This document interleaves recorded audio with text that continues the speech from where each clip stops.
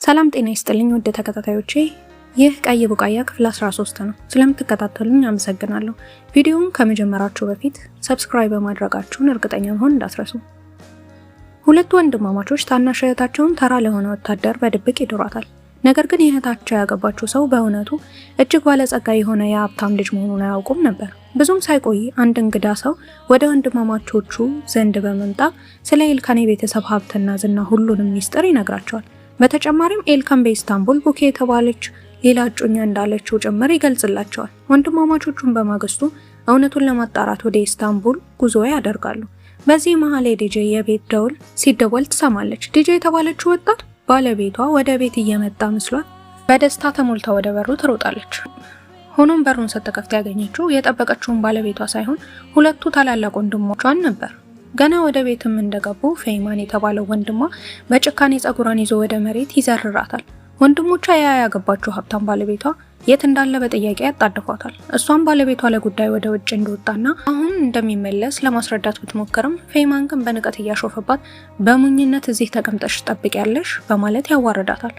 ኤልካን መቼም ቢሆን እንደማይተዋት ቃል ገብቶላት የነበረ ቢሆንም ነገር ግን የዲጄ ወንድሞች በእሷ የዋህነት በመገረም ኤልካን ለእሷ ምንም አይነት ግድ እንደሌለውና ለእሱ ምንም እንደማትሆን በመንገር ያፌዙባት ጀመር። ሁለቱ ወንድሞቿ በአፓርታማው ውስጥ ባሉ የቅንጦት እቃዎች ተዘናግተው ሳለ ዲጄ ያንን አጋጣሚ በመጠቀም በፍጥነት ከቤት ወጣች። ፌይማንም ወዲያውኑ ማምለጧን ተረድቶ ይከተላት ጀመር። እነሱ በደረጃው ስትወርድ እየተመለከቷት ሳለ ዲጄ ከእነሱ ለማምለጥ ነፍሷን ለማዳን በከፍተኛ ፍርሃትና ጭንቀት እየሮጠች ከአፓርታማው ራቀች። የዲጄ ወንድሞች እሷን ለመያዝ ያለ እፍረት ያሳድዷት ነበር። በዚህ መሃል ኤልካን ከጓደኛው ጋር ወደ ቤት ተመለሰ። ነገር ግን የቤቱ የፊት በር ተከፍቶ በማግኘቱ እና ዲጄን በቦታው ባለመኖሯ በጣም ደነገጠ። ወለሉ ላይ የወደቀውን የቲቪ ሪሞት ሲመለከት የሆነ መጥፎ ነገር እንደተፈጠረ ተሰማው። የእሱ ግምትም ትክክል ነበር።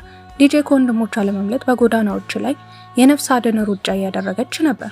ዲጄ እርዳታ ፈልጋ አንድ ግዙፍ ሰው ብትማጸንም ቺዋ የተባለው ወንድሟ ግን ዲጄ እህታቸው እንደሆነች በመናገር አብራቸው እንድትሄድ ያዛታል። ያ ድንገተኛ መንገደኛ መጀመሪያ ላይ ሁኔታውን ተጠራጥሮ ወንዶቹ የወጣቷ እውነተኛ ወንድሞች መሆናቸውን የሚያረጋግጥ ማስረጃ እንዲሰጡት ይጠይቃል። ሆኖም ግን ፌይማን የተባለው ታላቅ ወንድሟ ወገቡ ላይ የያዘውን ሽጉጥ በማውጣት ማስረጃ ይሄ እንደሆነ ሲያሳየው መንገደኛው በድንጋጤ ወደ ኋላ ያፈገፍጋል። ምንም እንኳን ያ መንገደኛ ወጣት ለመርዳት ቢፈልግም ለገዛ ሕይወቱ በመስጋት አቅም በማጣቱ ልጅቷን በእነዚያ ሰዎች እጅ ትቷት ለመሄድ ይገደዳል። በመጨረሻም ዲጄ ምንም አይነት ተስፋ በሌለውና በባዶነት ስሜት ውስጥ ሆና በሁለት ወንድሞቿ ተገዳ ተወሰደች። ፌይማን ማንም ወደ ሌለበት ጭር ያለና ዝግ የሰፈር መንገድ ጎትቶ ካስገባት በኋላ እንዴት ለማምለጥ እንደደፈረች በቁጣ እየጠየቀ ይደበድባት ጀመር። በዚህ የጭካኔ ድርጊት ወንድሟ ቺዋ እህቱ ስትደበደብ በማየቱ ከፍተኛ የስነ ልቦና ስቃይና የህሊና ቀውስ ይሰማው ነበር። በሌላ በኩል ኤልካን ዲጄ የት እንደጠፋች ግራ ገብቶት በከፍተኛ ጭንቀት ላይ ያለ ድንገት ባልታወቀ ቁጥር ስልክ ተደወለለት። ደዋዩም ፌይማን ነበር። ኤልካን ዲጄ መታገቷን ወዲያውኑ ተረዳ። በስልክ መስመርም ላይ የነበረው ፌይማን ምንም አይነት ቃላት ሳያባክን እነሱ በአንድ ሆቴል ውስጥ እንዳሉ ነገረው። በተጨማሪም ኤልካን ሚስቱን ለመጨረሻ ጊዜ ማየት የሚፈልግ ከሆነ የሆቴሉን አድራሻ እንደሚልክለት ገለጸለት።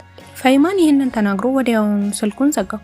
ኤልካን ዲጄን ለማዳን በድጋሚ ለመሮጥ ቢሞክርም ካዲ ግን በፍጥነት ይዞ በማስቆም እንዳይሄድ ከለከለው። ካዲ ለኤልካን እነዚህ ሰዎች ከጥፋት በስተቀር ምንም የሚያውቁትን ነገር የለም፣ ማንነታቸውም ሲታይ ለማንኛውም ወንጀል ወደ ኋላ እንደማይሉ ጨካኞች እንደሆኑ ያስታውቃሉ በማለት ደጋግሞ አስጠነቀቀው። በዚያ ላይ ደግሞ ኤልካን በራሱና በቤተሰቡ ውስጥ ያሉ ቁጥር ስፍር የሌላቸው ችግሮች እንዳሉበት አስታወሰው።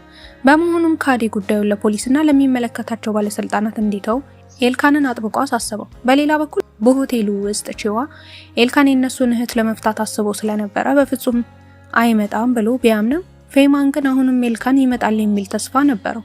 ቺዋ በጭንቀት ተውጦ ፖሊስ ቢመጣ ምን ሊያደርጉ እንደሚችሉ ይጠይቅ ነበር። ፌይማን ግን በእሱ ተደጋጋሚ ወሬ ተበሳጭቶ ንግግሩን እንዲያቆም ጮህበት። ወሬው አእምሮውን እያወከውም እንደሆነ ገለጸለት። በዚያው ወቅት የፖሊስ መኪና ድምፅ ከታች መሰማት ጀመረ።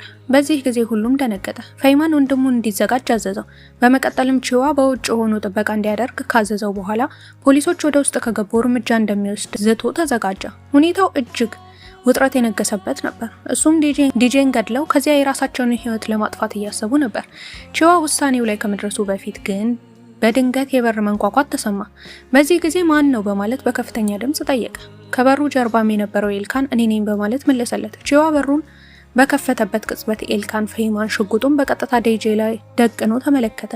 ኤልካንም ያለምንም ማመንታት ወዲያውኑ ወደፊት በመንደርደር ፌይማን መሳሪያውን እንዲያወርድ በጩኸት ማዘዝ ጀመረ። ፌይማን ሽጉጡን ወደ ኤልካን በማዞር ህይወትህን ለማጥፋት ነው የመጣሁት በማለት ኤልካንን ያስፈራራል። በዚህም መሃል ዴጄ የተባለችው ወጣት ወንድሟ ድርጊቱን እንዲያቆም በለቅሶ ትማጸናለች። ኤልካን በበኩሉም ፌይማን አእምሮውን እንደሳተና ለምን እንደሚያሰቃያት ይጠይቃል። ፌይማን ግን ኤልካን የራሱን እህት ፈቶ ሙጌ የተባለችው የኤልካን እጮኛ ለማግባት እያቀደ እንደሆነ በመጠራጠር በንዴት ይጮሃል። ዲጄ ግን ይህ ወንጀላ ስህተት መሆኑን ለመግለጽ ወዲያውኑ በከፍተኛ ድንጋጤ ታስተባበላለች። ዲጄ ለወንድሟ የሰማው ነገር ሁሉ ውሸት እንደሆነና ምንጩ ምንም ይሁን ምን እንዳያምን በማልቀስ ትነግሯለች። ኤልካን ፈጽሞ ሊፈታት እንደማይችል በጽኑ ብታምንም ንግግሯ ግን ኤልካንን ጥፋተኛ አስመስሎታል። በዚህ መሃል ፌይማን በዲጄ ጣልቃ ገብነት ተቆጥቶ ሊመታት እጁን ሲያነሳ ኤልካን ያገኘውን አጋጣሚ በመጠቀም በከባዱ በቦክስ ይመታዋል። ኤልካን በድጋሚ ዲጄን እንዳይነካት ለፌይማን ማስጠንቀቂያ ቢሰጥም ቺዋ ግን በድንገት ከበስተጀርባ ሽጉጡን በኤልካን ላይ በመደቀን ማንኛውም እርምጃ ቢወስድ እንደሚተኩስ ይዝታል። በመጨረሻም ሁለቱ ወገኖች ግጭቱን አቁመው እንዲረጋጉ ይገደዳሉ። በዚህም ጊዜ ኤልካን አሁን ያሉበት ቦታ እንደ ድሮ ገጠራማ መንደራቸው አለመሆኑንና ሕግ እንዳለ በማሳሰብ ያስጠነቅቃቸዋል። ካሜራም በየቦታ ስላለ ግድያ ፈጽመው ማምለጥ እንደማይችሉ በመግለጽ ንግግሩን ይቋጫል። ፌይማን ኤልካን ሊያስፈራራው እንደማይችል በመሳለቅ ይናገራል። እሱ ከገዛ ህይወቱ በላይ ለክብሩ ዋጋ እንደሚሰጥና ወደ እስር ቤት መግባት እንደማያሳስበው ይገልጻል። ሆኖም ኤልካን ፌይማንን ፈሪ ነህ በማለት ይቃወመዋል። ኤልካንም ስለ ፈሪነቱ ሲገልጽለት ሽፍቶች እህትህን በደል ባደረሱባት ጊዜ እሷን ለመጠበቅ ስትል ከሽፍቶቹ ጋር ከመጋፈጥ ይልቅ በወቅቱ ያደረከው ነገር ቢኖር እህትህ ላይ በኃይል መጮህና እሷን ማሰቃየት ለመግደልም መሞከር ብቻ ነበረ ሲል በጣም ፈሪ እንደሆነ ይነግሯል። በዚህም ንግግር ክፉኛ የተበሳጨው ፌይማን በከፍተኛ ቁጣ ተሞልቶ ሽጉጡን ወደ ኤልካን ይደቅናል። ፌይማን በኤልካን ላይ የሞት ዛቻ በመሰንዘር ሽጉጡን በራሱ ላይ ደቀነበት። በዚህ አስፈሪ ቅጽበት በመካከላቸው ዴጄ ጣልቃ በመግባት ኤልካንን እንዲምረው በለቅሶ ተማጸነች። ለቤተሰቡም ዳግመኛ ሸክምና ውርደት እንደማትሆን እንዲሁም እነሱ በሰው ግድያ ምክንያት ለእስር እንዳይዳረጉ እንደማትፈልግና ልክ እንደ ታላቅ እህቷ የሰራችውን ስህተት ለመካስ እና ራሷን ለመግደል እንደምትፈልግ ተናገረች። ኤልካን ግን በፍጥነት ከመሬት አንስቶ ካቆማት በኋላ ከእንግዲህ በኋላ ለማንም መንበርከክ እንደሌለባት ነገራት። ጉዳዩም እሱ ራሱ እንደሚፈታው ቃል ቢገባላትም ዴጄ ግን ለእሱ ሸክም መሆንን አልፈለገችም። ዴጄ የኤልካንን ህይወት ለማዳን ብቻ ተመኘ ነበር። ኤልካን ግን በበኩሉ በጥፋተኝነት ስሜትና ለእሷ ባለው ትልቅ ፍቅር ተውጦ ነበር። በመሆኑም ዴጄን ከለላ በመስጠት ከበስተጀርባው እንድትቆም ካደረጋት በኋላ ከወንድማማቾቹ ጋር በራሱ መንገድ ለመደራደር ወሰነ። ወንድማማቾቹ ምን እንደሚፈልጉ ጠንቅቆ ያውቅ ስለነበር የእሱና ዴጄን ለዘላለም በሰላም እንዲተዋቸው እንደ ቅድመ ሁኔታ በማስቀመጥ ከፍተኛ መጠን ያለው ገንዘብ አቀረበላቸው። ይህ የገንዘብ ጥያቄ ወዲያውኑ የፌይማንን ትኩረት የሳበ ቢሆንም ፌይማን ግን የራሱ የሆነ አንድ ተጨማሪ ጥያቄ ነበረው። ከዚያም ከጥቂት ጊዜ በኋላ ኤልካን በሐሳብ ተውጦ መኪና እየነዳ ሲሄድ ይታያል። ኤልካን ከዲጄ ጋር መኪና እየነዳ ሄደ። ይሁን እንጂ በመኪናው ውስጥ አንድ ያልተጠበቀ እንግዳም ነበር። ኤልካን ገባውን ቃል አጥፎ እህቱን እንዳይፈታት ለማረጋገጥ ፌይማን እንደ ቅድመ ሁኔታ ያስቀመጠው ቺዋ ከኤልካን አጠገብ ሆኖ እንደ ቋሚ ሰላይ ወይንም እንዲከታተለው ነበር። ኤልካን ፌይማን የማይወደውን አንዲት እርምጃ እንኳን ቢራመድ ፌይማን የጋብቻውን ሚስጥር በመላው ኢስታንቡል ከተማ እንደሚያሰራጭበት አስጠነቀቀ። ስለምትከታተሉኝ አመሰግናለሁ። እስካሁን ድረስ ከቆያችሁ ቪዲዮውን ወዳችሁታል ማለት ነው። ስለዚህ ሰብስክራይብ በማድረግ አበረታቱኝ። መልካም ምሽት ይሁንላችሁ።